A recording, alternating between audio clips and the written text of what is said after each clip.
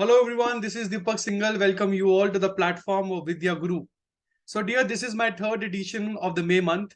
And if you have not still subscribed my channel, then it is my just humble request to kindly do that.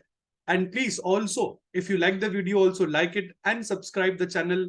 Apart from that, share it with all of your friends who are also preparing for the same government examination as you guys are doing. And I assure you one thing, that the topics which I'm going to cover in this video will be surely asked in any of the government examination which you guys are preparing. So without wasting your time, let's continue the May month. This is the third video. But before we continue, so let me show you what else I'm going to cover in this video. Something about the new CEO of the Twitter, that is Linda Yaccarino, the Home Minister who has inaugurated the training program on the legislative drafting, the Tungnath Temple being declared as the national monument, Prime Minister Narendra Modi, who has participated in the G7 summit recently in Hiroshima, Japan, Arjun Ram Meghwal, the new Law and Justice Minister who is going to replace Mr. Kiran Rijiju, and the UN Global Road Safety Week that is to be celebrated. Yes. So first news is about our Shipping and Waterways Minister Sarbananda Sonowal, who has been presented this award. This award is called Sagar Shreshtha Samman Award to the major ports. So he presented this award, which is called Sagar Shreshtha Samman Award, to major ports of India. For example, the Paradip port of Odisha has been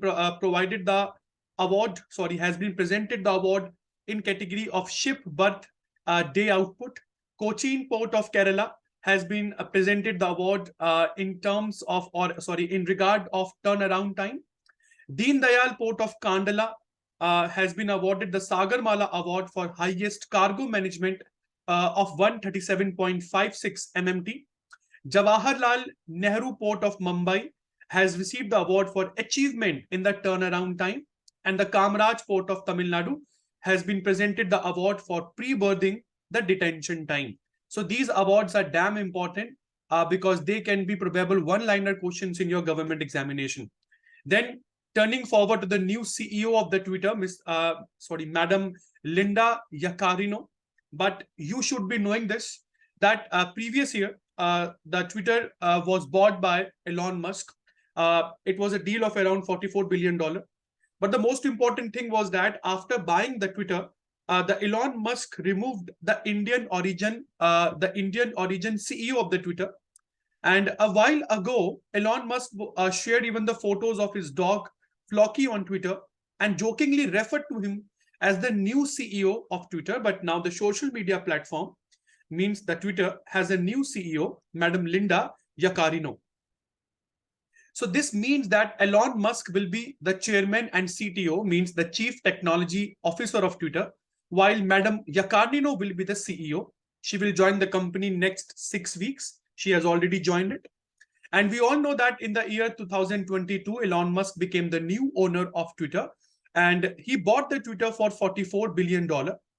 The social media platform Twitter was founded in the year 2006. Headquarters of this giant is in San Francisco, California, USA. And he is also trying to make Twitter some kind of social media X. So what is this social media X, and what kind of services that Twitter will be giving to you in the near future? We guys will have to wait and watch, because Elon Musk is trying to convert this social media Twitter into a one platform which can give you every service that you aspire for. So now we have assembly elections which were held in Karnataka, and we know that in this assembly election of Karnataka, Indian National Congress obtained a complete majority with 135 seats, although 114 seats were required to form the government, but 135 seats alone has gone to Indian National Congress. And this is again a very important aspect in terms of the history of Karnataka assembly elections. All my friends, it is something to be noted down here that Karnataka has never repeated the government since so many years. So it is very much good on the part of Karnataka that they never give second chance to the previous government. So it is also called the power of democracy. But if you generally analyze the reasons that why the ruling party BJP got defeated in the Karnataka Assembly election, then this will give you various reasons. The most important reason, according to Congress, was the Bharat Jodo Yatra of Mr. Rahul Gandhi ji.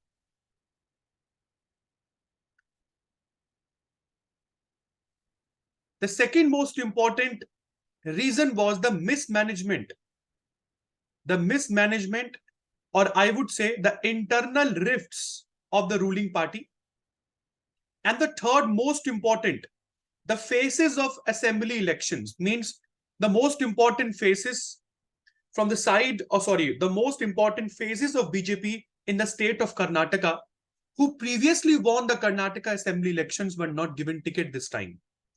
So BJP was trying to show some new faces, as a result of which the old people, they went for elections on independent ticket. And this this move amounted a great loss to the BJP government. So various reasons are responsible for the defeat in Karnataka. And according to Indian National Congress, it is a silver hope in dark clouds that might be in 2024 elections, the Congress party can form a union government. So we just have to wait and watch. Nothing can be said now, because it would be means deciding that who is going to win the next elections will be too early. But BJP was ahead on 65 seats, while Janata Dal Secular was ahead on 19 seats. So this is, with the win of Karnataka, now Congress government is ruling over 4 states. First is Rajasthan, second is Himachal Pradesh, third is Chhattisgarh, and now we have Karnataka. So these are the 4 Congress ruling states, which is important. Heading forward to next most important aspect of Karnataka election. BJP was in power in Karnataka because they formed the government in Karnataka in 2019. Prior to that, H.D. Kumaraswamy of Janata Dal Secular was the chief minister, supported by Congress. However, several MLAs defected to the BJP, which was called Operation Lotus in the media. So earlier, the Karnataka was being ruled by H.D. Kumaraswamy, but various ministers got defected to BJP. And even according to Congress, this was the case of anti-defection law. The same case which was heard over media as far as Maharashtra is concerned. So the same case was also into media when the H.D. Kumaraswamy, who was the chief minister of JD, means Janata Dal, was replaced by the chief minister from BJP side. So the media named this move as Operation Lotus, and various people started calling that the MLAs who got defected to BJP, whether these MLAs will be counted under the anti-defection law of 10th schedule or not. Although the Supreme Court, means if you want to learn something about anti-defection law, then I would request you guys to join my GS classes, because over there we actually explain everything into details, that what is anti-defection law and what can be the probable option for a political party if they want to get saved from the ambit of this anti-defection law. Means what are the available options for the MLAs if they want to escape from the I would say the provisions which are mentioned under the anti-defection law. So it was alleged at that time that the BJP formed the government by resorting to horse trading. So what is this horse trading will be explained to you. Heading forward to next important news, it is about Praveen Sood, who is the new chief director of CBI. So he has now been appointed as the new DG, or I would say new director of Central Bureau of Investigation. He's an IPS officer of 1986 batch Karnataka cadre, and he will soon hold this position for 2 years. This is Mr. Praveen Sood. So currently, the current director of CBI is Subodh Kumar Jaiswal, whose term has ended on your 25th of May. Something about the investigation agency, then it was established in 1963 with headquarters in New Delhi. Then we have China, who hosted the first China Central Asia Summit. It will be hosted by Chinese President Mr. Xi Jinping, and the leaders of Kazakhstan, Kyrgyzstan, Tajikistan, Turkmenistan, and Uzbekistan are expected to take part in this summit. Although the previous summit was held virtually, but according to some reports, this summit is going to be organized physically. Then we have Tungnath Temple, the temple which was built according to the mythology. The temple was built by Pandavas, and the Tungnath temple is located in Rudraprayag, Uttarakhand, and is not only one of the highest Shiva temples in the world, but also among the highest Panch Kedar temples. And it has recently been designated as the national monument. And this news was declared on 27th of March in a notification from central government. Although Archaeological Survey of India, led by Devraj Singh Rotela, confirmed that they had been working towards this recognition for a significant period of time.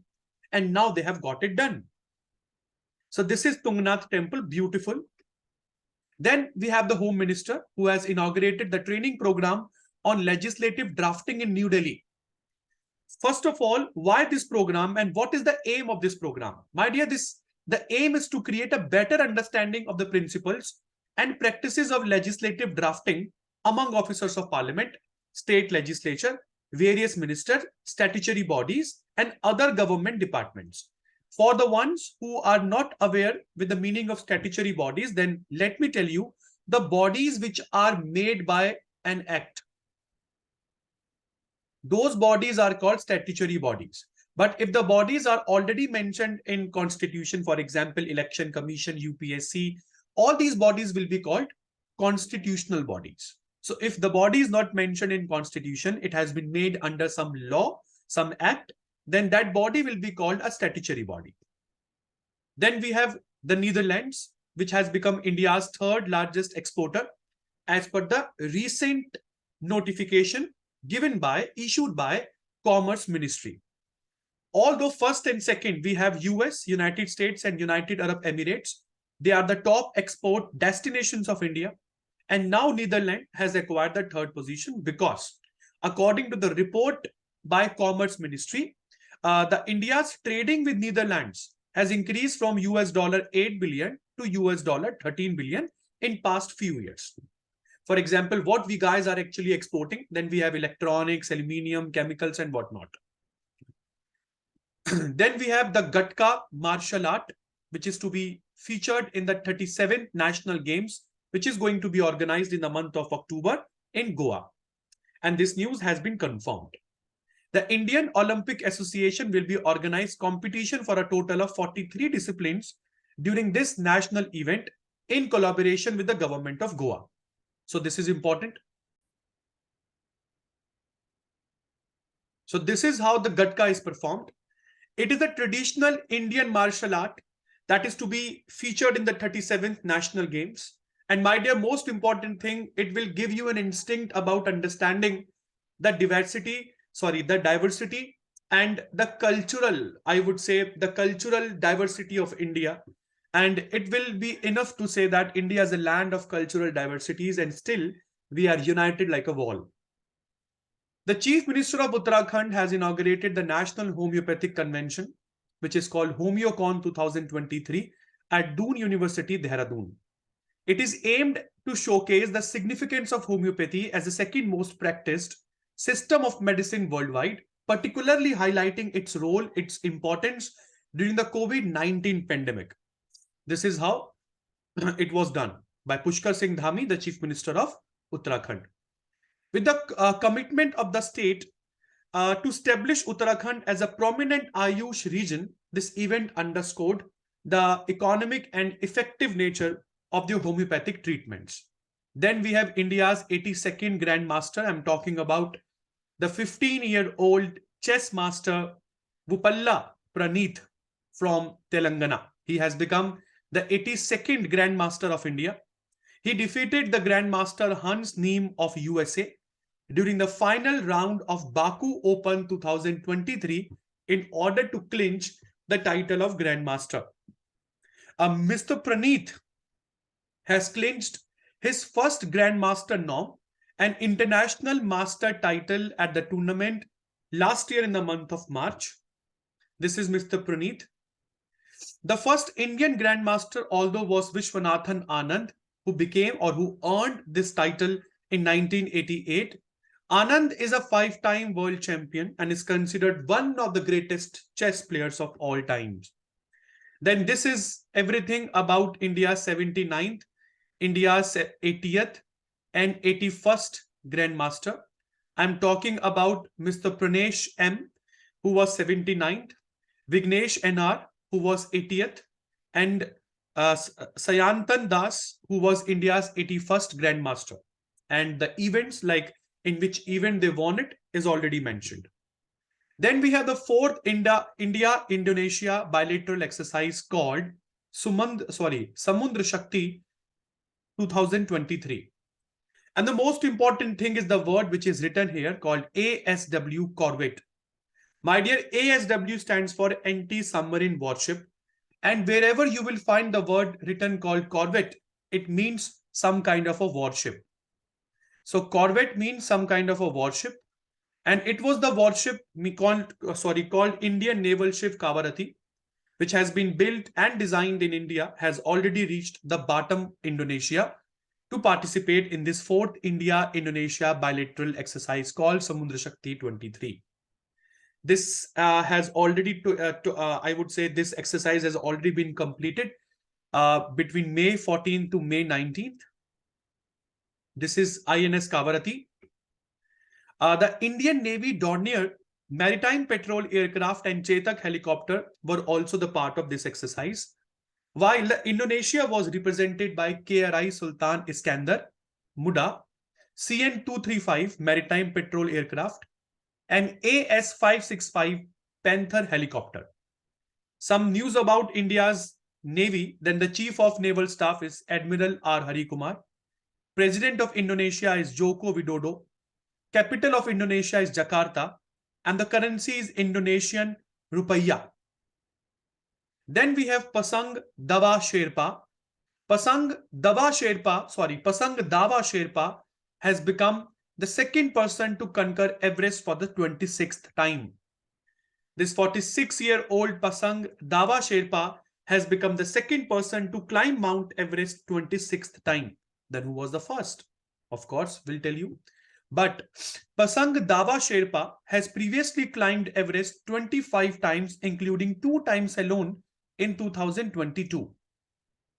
And although he first climbed successfully the Mount Everest in the year 1998, although the Kami Rita, a climber who is a US leading, who was I would say, leader of the US team, is the first person to conquer Mount Everest for the 26th time. Something about Mount Everest, then it is in Nepal, my dear. It is the highest mountain in the world, located in the Mahalangur Himal sub-range of Himalayas, and its summit point is located on China-Nepal border with a confirmed elevation of 8,848.86 meters. And it is known by different names in different regions. For example, in Tibet, it is called Chomu Lungma, which means goddess of the world. In Nepal, it is called Sagar Matha, means the peak of heaven. Although in India, we call it Everest.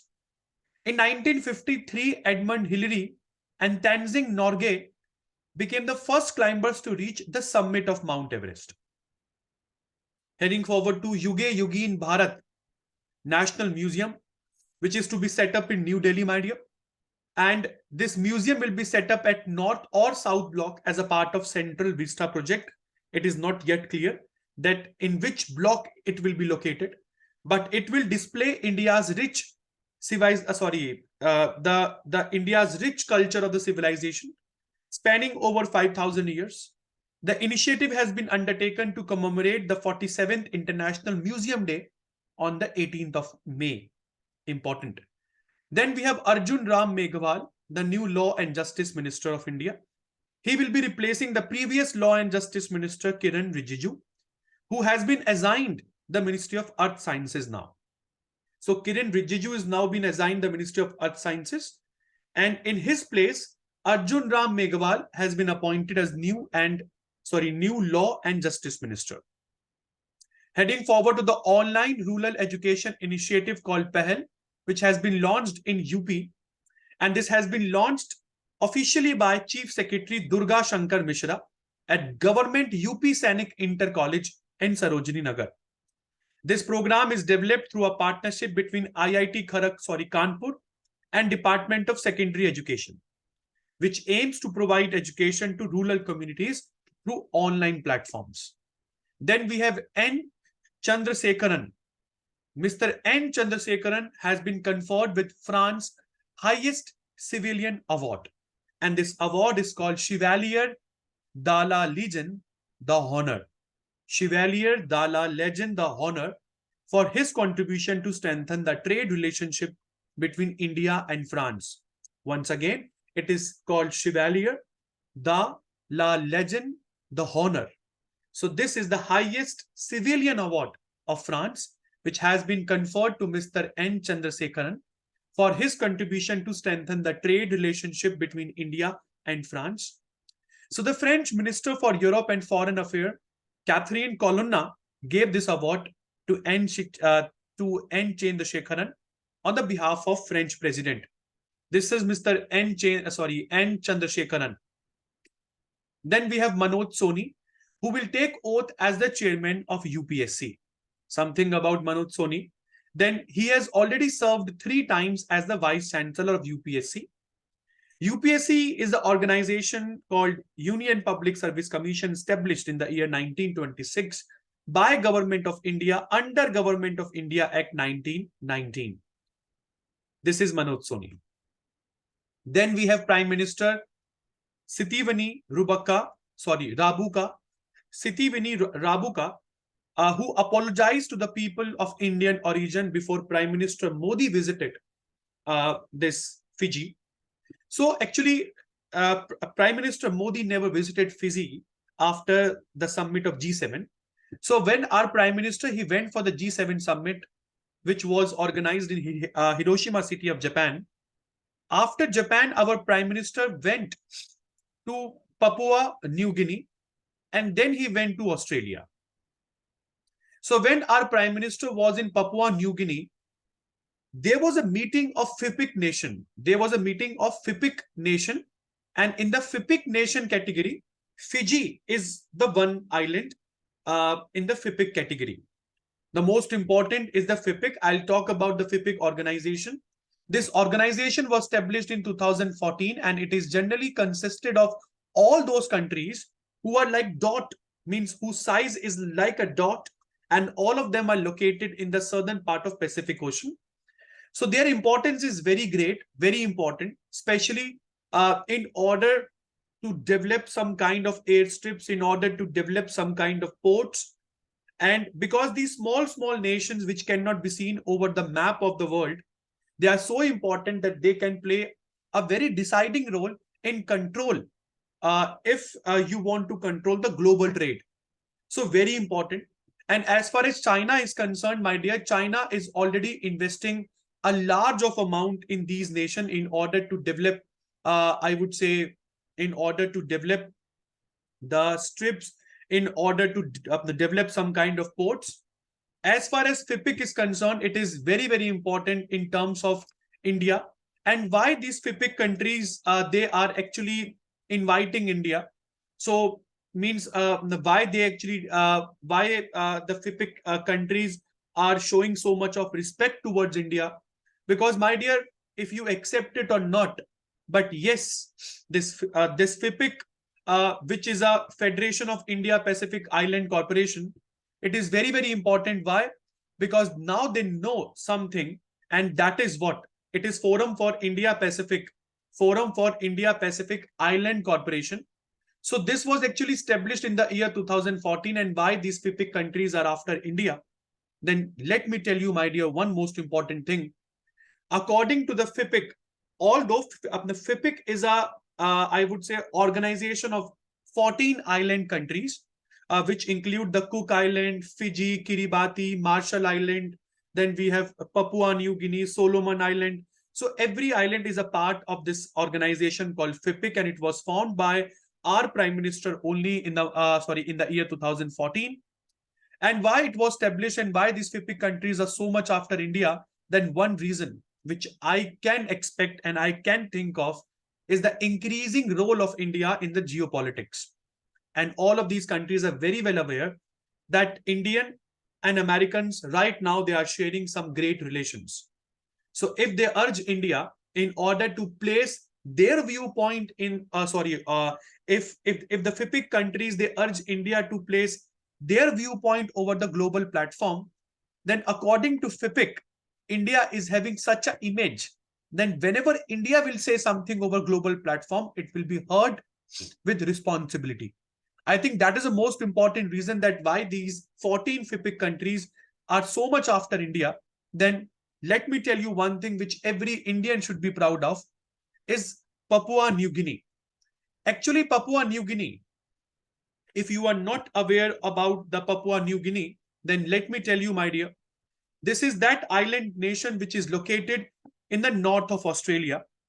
And according to the tradition of this according to the tradition of this small island nation, they actually never welcome any foreign delegate.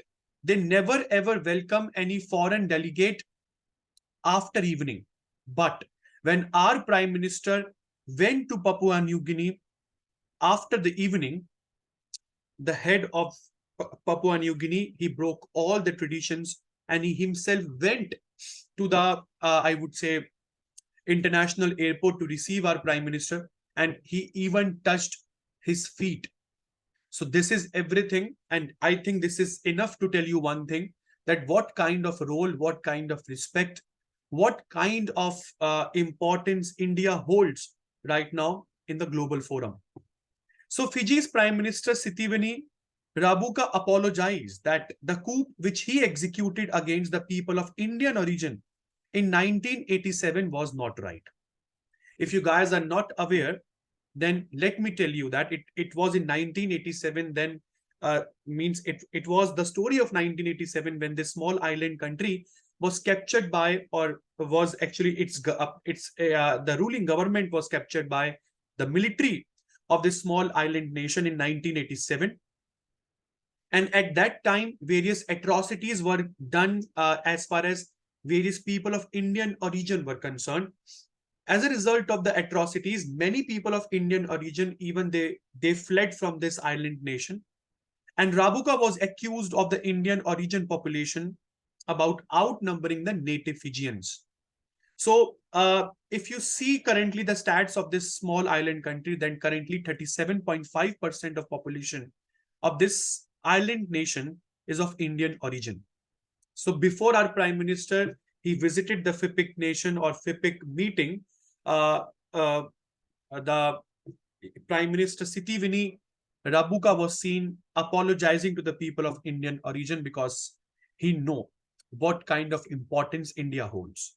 So on May 14th, 1987, he and all those who were with him, they apologized for the military coup. They said, we acknowledge our mistakes and particularly regret harming so many people, especially the Indo-Fijian community. Then we have something about Fiji. It is located in South Pacific Ocean. Capital is Suva. President is William Katoniwa. Prime Minister is Sitiveni Rabuka. Official language is English, Fijian, and Hindi. Currency is Fijian dollar. And in 1987, the Fiji's Prime Minister Sitiveni Rabuka executed a military coup when he was an officer in the army. Then something about the MP. MP State Cabinet approves Mukhyamantri Sikho Kamao Yojana for the unemployed youth on May 17th. So it was decided in the meeting that the name of Mukhyamantri Kaushal Kamai Yojana will be renamed as Mukhyamantri Sikho Kamao Yojana. Means Chief Minister's Learn Earn Scheme. This is something about Chief Minister's Learn and Earn Scheme. Under the scheme, at least 1 lakh youth will be provided training in the establishments. All the youth who have done the 12th pass, ITI, diploma, graduation, post-graduation will be eligible for this scheme. After the training, the State Council for Vocational Training certificate will be given to them by Madhya Pradesh State Skill Development and Employment Generation Board. Then we have next important news. It is about Indian origin Captain Pratima Bhullar Maldonado has become the highest ranking South Asian woman in the New York Police Department. Yes, you have heard it right. The Indian origin Captain Pratima Bhullar Maldonado, who migrated to America when she was just 9 years old, she joined the New York Police Department in 1999 and has served in variety of roles like patrol officer, detective, sergeant, and now she has been, I would say, honored with the highest ranking South Asian women in the New York Police Department. Yes, my dear. So actually she was born, I'm talking about the Indian origin, who is just who can be seen standing here. And my dear, she was promoted to the rank of captain last month. She is just 45 years old and was born in Punjab, India. She moved to the United States of America when she was just 9 years old. Then we have Ruskin Bond, who wrote a new book titled The Golden Years. The Golden Years, Many Joys of Living a Good Long Life. This book is published by the HarperCollins India, released on 19th of May on Bond's 89th birthday. So this book is actually focusing on Mr. Bond's experiences during 60s, 70s, and 80s. He was born on 19th of May, 1934. His first book was The Room on the Roof. In 1992, Mr. Bond received Sahitya Academy Award. 1999, he received Padma Shri, and 2014, he received Padma Bhushan. Then we have India, who has launched Operation Karuna, one more step in order to understand the tagline of G20, that is Vasudhaiva Kutumbakam. India has launched Operation Karuna to provide humanitarian assistance for the people in Myanmar who is affected by the cyclone Mocha. I have already covered this in my second edition of the May month. The 3 ships from India carrying so much of relief material reached Yangon on 18th of May. The Indian naval ships like Shivalik, Kamorta, and Savitri were the first naval ships to arrive at Yangon with the relief material. This is the Operation Karuna. The ships were carrying emergency food supplies, tents, essential medicines, water pumps, portable generators, clothes, hygiene items, and whatnot. India has always been at the forefront in providing humanitarian assistance, even if the nation was Turkey. Yes, I'm talking about Operation Dost. And now we have Operation Karuna. So whenever the question comes about the humanitarian assistance to the neighboring or to any country affected by any kind of natural disaster, the first country that you will always heard of is India. Irrespective of what kind of relations we have that nation, we always stand at the forefront to help that nation. So now RBI decided to withdraw 2000 rupees note by 30th September. Most of you are very well aware of it. But the decision has been taken under the clean note policy. And why the decision was taken, then according to various experts, the 2000 denomination note were printed for the first time in the first wave of demonetization in 2016. But in 2018, the printing was stopped. And since then, up till 2023, about 1 lakh crore of 2000 rupee denomination were out of circulation. Were out of circulation in the economy. Means what? Means the people stored this denomination note up somewhere in their lockers, which is not under the purview of government. So in order to get those notes out back into the circulation, the decision was taken according to various experts. So this news spread like the wildfire across India, reminding people of what the government did in 2016. However, the decision is not similar to the previous one, because at that time, 500 and 1000 rupee note was suddenly revoked. RBI said, means our Prime Minister said, that 500 and 1000 note will no longer be accepted as legal tender. But here RBI Governor, I'm talking about Shaktikant Das, he has clarified it, that you guys have 4 months in order to exchange or deposit your notes in your bank accounts. But till then, it will be working as a legal tender in India. So it is about the clean note policy. We'll be explaining about that policy also. But banks will no longer issue 2000 denomination, I would say the 2000 rupee note. RBI has instructed to exchange or deposit it by September 30th. And RBI has already stated that till then, rupees 2000 will remain legal tender, meaning no one cannot say no in order to accept it. Then coming forward to what is the clean note policy, my dear, when under the clean note policy, it is a rule that people should not write anything on the currency notes as it damages their appearances and reduce their lifespan. So implementation of clean note policy aims to ensure the good quality banknotes in transactions. Then we have Sanchar Sathi portal launched by central government to block the track or lost mobiles. So even if your phones are lost or stolen, now nothing to worry about. With the help of Sanchar Sathi, you can get your phones blocked and it can be returned to you in no time. The news was launched by the Minister of Telecommunication. I'm talking about Ashnavi Vaishnav. He launched the Sanchar Sathi portal and said that blocking a SIM card is not sufficient. You need to block your phone also. And for doing that, when anyone will give the information about the lost mobile, then there will be some kind of identity verification after that. With the contact means the company, or I would say Sanchar Sathi will contact with the online telecom operator and law enforcement agency. And after that, your phone will be blocked. Then we have Prime Minister Narendra Modi, who has participated in the G7 summit, which was organized in Hiroshima city of Japan. And my dear, most important thing was that he was on a 3 countries trip when he left for Japan. After Japan, our Prime Minister reached Papua New Guinea, where he participated in the 14 countries meetings of FIPIC. After that, he went to Australia.